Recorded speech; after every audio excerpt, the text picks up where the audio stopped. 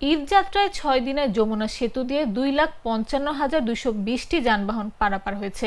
1 June থেকে 6 June রাত 12টা পর্যন্ত ছোট বড় বিভিন্ন ধরনের এসব যানবাহন পারাপার হয়। এতে টোল আদায় হয়েছে 19,25,73,850 টাকা।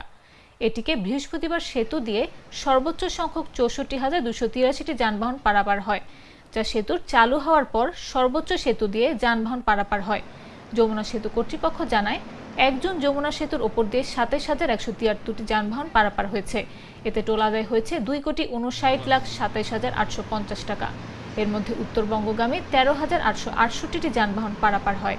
টোল আদায় হয়েছে 1,24,48,200 টাকা। অপরদিকে ঢাকাগামী 13,005টি যানবাহন পারাপার হয়। এর বিপরীত টোল আদায় 1,24,48,200 টাকা।